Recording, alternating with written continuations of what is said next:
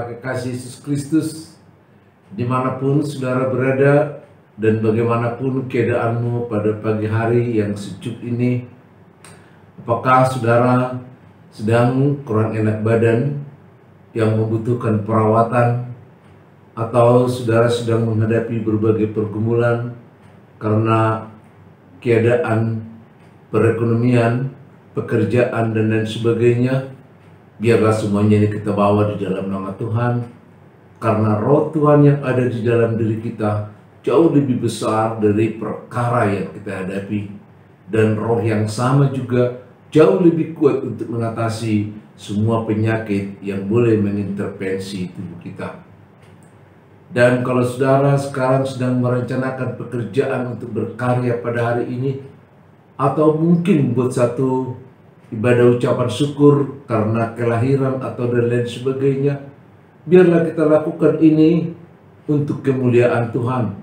Kita lakukan dengan setulus hati kita agar nama Tuhan semakin dipermuliakan, karena nama Tuhan dipermuliakan melalui pekerjaan kita. Dan ketika kita mempermuliakan nama Tuhan, maka kita juga dipermuliakan melalui pemberian berkat yang tidak berkesudahan dan tak terhitung, dan juga melalui perbaikan dari karakter kita setiap waktu.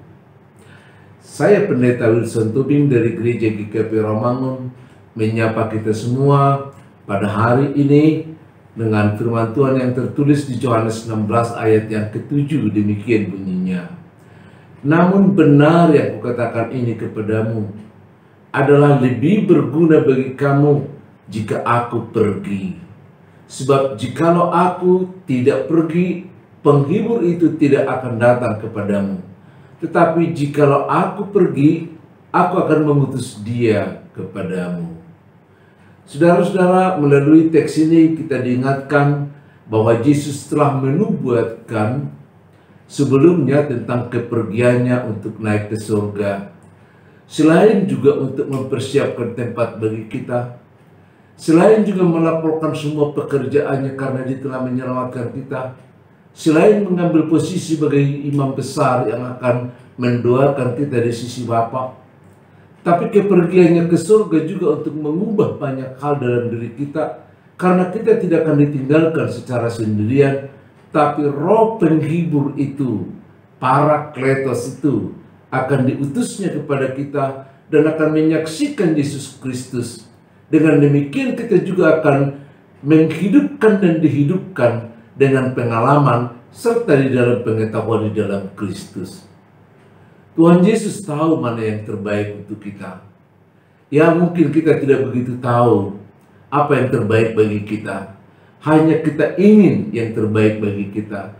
Tapi yang tahu persis yang terbaik untukmu, yang tahu persis yang terbaik untuk saya adalah Dia, bukan saya. Sekalipun seringkali rencana Tuhan ini bertentangan dengan logika kita. Kenapa? Ya karena Allah itu adalah roh, sementara kita adalah terbuat dari dunia, dari tanah yang panah, dari tubuh yang panah. Sebagai roh, Dia tahu apa yang terjadi, apa yang bakal terjadi. Dia merencanakan semuanya itu. Sementara kita tidak pernah tahu tentang apa-apa. Kita hanya tahu tentang sesuatu apabila sesuatu itu sudah terjadi. Kita akan tahu kalau nanti akan datang hujan karena mendung. Ya. Dan kita tahu juga nanti akan cerah setelah kita melihat awan yang cerah. Kita tidak pernah dapat memprediksi apapun di dalam kehidupan ini, karena tidak seorang pun yang tahu tentang masa yang akan datang. Sebagaimana Yesus Kristus mengatakan tidak seorang pun tahu tentang kedatangannya yang kedua. Ya, tidak ada yang tahu seorang pun, karena itu adalah rahasianya Dia kepada kita. Sama seperti kita juga tidak ada yang tahu tentang masa depan kita. Entah di mana kita nanti mati, kapan kita akan mati, bagaimana kematian kita, nggak ada yang tahu. Ya, kalau ada yang sok tahu tentang masa depan, yang sok tahu tentang dirimu, karena kau terlalu pingin tahu, karena kau ragu-ragu menjalani hidup ini dengan Tuhan. Itu adalah permainan iblis, di mana ada orang-orang tertentu yang menjadi medium, yang menjadi dukun melalui horoskop, melalui ahli nujum, melalui terawang, melalui tafsir mimpi, melalui banyak hal. Itu bukan pekerjaan Tuhan, tapi itu pekerjaan yang ingin jadi Tuhan, yakni iblis itu. Sehingga dia mencoba meladeni kita dengan semua kemauan kita, padahal itu bukan dari Tuhan. Sadar dong. Sebagai anak-anak Tuhan kita diingatkan, tidak seorang pun yang tahu tentang apa yang bakal kita jalani. Hanya Dia yang tahu. Bukan hanya Dia yang tahu tentang perjalanan hidup kita, tapi Dia menentukan yang terbaik untuk kita. Ya, Dia menentukan yang terbaik untuk kita. Yakin enggak? Kalau Dia menentukan yang terbaik untukmu. Yakin enggak? Kalau Dia menentukan yang terbaik untuk anak-anakmu. Yakin enggak? Dia menentukan yang terbaik untuk orang yang kau kasihi dan semua orang yang ada di dunia ini. Kalau hanya Allah yang tahu rencananya, dan kalau hanya Allah yang tahu tentang masa depan kita, kenapa kita tidak mendekati Dia ya? Kenapa kita tidak mengambil hatinya seperti manusia? Kenapa kita tidak menyentuh hatinya? Boleh nggak disentuh hati Tuhan? Yes, bisa. Sentuhlah hati Tuhan dengan puji-pujian. Sentuhlah hati Tuhan dengan doamu. Sentuhlah hati Tuhan dengan pekerjaan yang memuliakan namanya melalui pekerjaan-pekerjaan kita. Sehingga kita menjadi orang yang dikasihinya. Ya, sebagai orang yang dikasihinya, tentu Dia akan menceritakan semua rencananya. Coba deh kita dengarkan tadi di di Yohanes yang ke-16 ayat yang ke-7 ini. Dia menceritakan rencananya untuk pergi. Dia menceritakan tentang yang terbaik. Kenapa? Karena para murid itu adalah menjadi sahabatnya. Para murid itu menjadi mitranya. Kalau kita juga menjadi sahabatnya, kalau kita juga menjadi mitranya, segala sesuatunya akan diberitahukannya kepada kita. Amin. Luar biasa sekali kalau kita mau menjadi sahabat Tuhan. Padahal untuk bergaul dengan Tuhan itu pada zaman sekarang ini jauh lebih mudah dari dulu. Kenapa? Karena setelah pencurahan Roh Kudus, setelah Pentakosta itu, setelah murid-murid berdiam di Yerusalem selama 10 hari, lalu pencurahan Roh Kudus itu terjadi pada hari Pentakosta, maka Roh Allah diam di dalam hati dan pikiran setiap orang yang percaya, seperti yang dilihat melalui lidah-lidah api di atas kepala mereka. Roh itu tidak pergi lagi, Dia ada di dalam dirinya, memberikan pemikiran-pemikiran yang baru, rencana-rencana yang baru, keberanian, kekuatan, dan lain sebagainya. Maka orang yang percaya kepada Yesus Kristus sebagai anak Allah dan Mesias, maka kepadanya juga diberi kesempatan untuk menerima Roh Kudus. Itu sebabnya Paulus menegur orang-orang yang di Korintus dalam 1 Korintus 3 ayat yang ke-16 katakan, tidak tahukah kamu bahwa tubuhmu adalah bait Allah? Coba bayangkan, kalau tubuhmu adalah bait Allah, ya, tidak tahu kamu bahwa tubuhmu adalah bait Allah, bahwa Roh Allah ada diam di sana. Luar biasa. Allah diam di dalam hati kita, sehingga kita menjadi miliknya, dan Dia pun menjadi milik kita. Maka di dalam hati kita Dia sekarang bersemayam. Dalam 1 Korintus 6 ayat 19 juga, 2 Korintus 6 ayat 16 dikatakan demikian, tidak tahu kamu bahwa Roh Allah ada di dalam dirimu? Ya. Oleh karena itu saudara, sudah saatnya sekarang bagaimana kita bercakap-cakap dengan Allah melalui Roh yang ada dalam hati kita, Roh yang ada dalam pikiran kita, karena Dia menguasai kita. Ayo dengarkan dong kata hatimu. Apa ceritanya? Ketika kita bertindak salah, kata hati kita mengingatkan kita. Ketika kita bermalas-malasan, kata hati kita mengingatkan kita, Roh Allah ada. Ayo dong sambut, berbicara, muliakan nama Tuhan, bernyanyi, berdoa, renungkan. Lakukanlah saat teduh yang nyaman, berdoalah, kemudian baca firman Tuhan, atau dengarkan renungan atau khutbah dengan tujuan yang memuliakan Tuhan. Maka sekejap kita akan dikuasai oleh Roh Kudus. Kita akan betul-betul ada dalam kuasanya. Karena Tuhan Yesus telah menyediakan itu, dan untuk itu Dia pergi. Adalah lebih baik katanya kalau aku pergi. Karena kalau aku tidak pergi, roh penghibur itu tidak akan datang.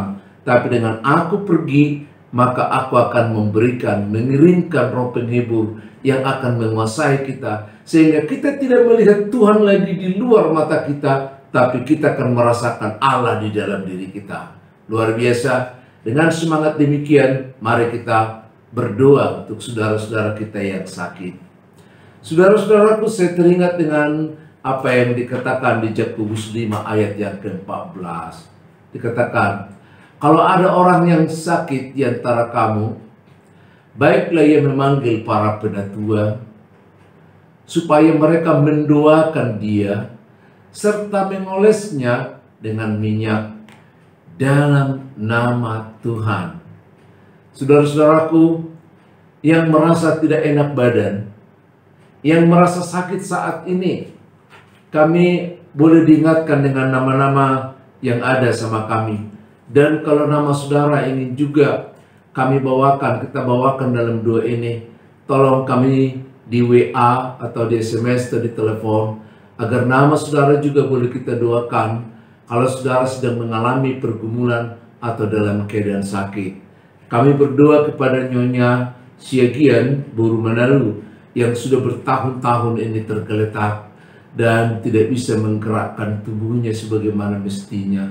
Ibu yang tadinya aktivis rohani ini, yang berjalan ke sana kemari, yang melakukan banyak hal, dia sekarang tergeletak. Dia menyerahkan dirinya dalam kuasa dan naungan Tuhan. Kami juga ingin mendoakan Nyonya El Sinaga Boru Tagalung yang juga ada di dalam situasi yang sangat sakit, seperti Nyonya Ria Tobing Boru Stopul. Biarlah Tuhan menjamah, dan bila ibu-ibu atau bapak yang boleh mendengarkan renungan ini, boleh mengingatkan dia yang ada di sampingmu atau menelepon dia, agar kita sama-sama berdoa bahwa kuasa Tuhan akan menghampiri kita melalui doa ini. Dan kami juga teringat dengan Nyonya Tio Ria Boru Hutagalung, Ria Hutagalung Boru Butar-Butar, dan Nyonya Hutapea Boru Siahaan, yang kami tahu ibu ini sedang penyakit kanker, yang menderita penyakit kanker. Penyakit apapun ibu, Tuhan mengatakan, panggillah para penatua di jemaatmu, supaya mereka mendoakan, mengoleskan minyak dalam nama Tuhan. Bukan minyak itu yang menyembuhkan, tapi minyak itulah perantara sebagai media bagaimana nama Tuhan akan berkuasa dan memperbaiki selama-lamanya apa yang menjadi penyakitmu. Seperti darah Kristus yang menetes, yang tertulis di Yesaya 53 ayat yang kelima, bahwa oleh bilur-bilurnya kita akan disembuhkan. Siapa saja yang mau menerimanya, seperti Nyonya Penatua Emeritus Hutagalung Boru Tobing yang sudah sangat sepuh, sudah sangat tua, dan Penatua Nyonya Dr. Hewan Aida Sirait Boru Siagian, kami bawakan juga di dalam doa. Ibu-ibu dan bapak-bapak kami yang sudah sangat sepuh, yang kakinya mungkin sudah sulit untuk digerakkan, yang daya ingatnya sudah semakin tidak dapat digunakan lagi, yang pendengarannya sudah semakin samar-samar, bahkan pandangannya pun sudah semakin jauh. Dan kami juga teringat dengan Penatua Emeritus A. Siman Khalid, juga dengan Penatua J. Hutagalung yang juga sudah sangat tua, sudah sulit berkomunikasi, dan Bapak Victor Panggabean. Kami bawakan, mari kita bersatu di dalam doa. Kalau ibu dan bapak sekarang tidak sedang memegang minyak untuk mengoleskan di mana tempat yang sakit, tapi saya anjurkan dengan dalam nama Tuhan, peganglah tempat yang sakit itu. Apakah di dadamu, apakah di pinggangmu, atau di kakimu, atau di matamu. Ayo kita berdoa dalam nama Tuhan. Tuhan, Engkau berjanji kepada kami bahwa setiap kami mengalami sakit penyakit, Engkau meminta supaya orang yang sakit mengundang, meminta kehadiran para pelayannya, mendoakan dia, mengolesinya dengan minyak, supaya berdoa di dalam nama Tuhan yang menyembuhkan. Saat ini Tuhan, lewat virtual kami berhadap-hadapan dengan jemaat-Mu dengan ibu bapak kami yang sedang mengalami penyakit ini. Ulurkan tangan-Mu Tuhan, ketika hamba-Mu juga mengulurkan tangan, mengarahkan tangan kepada mereka.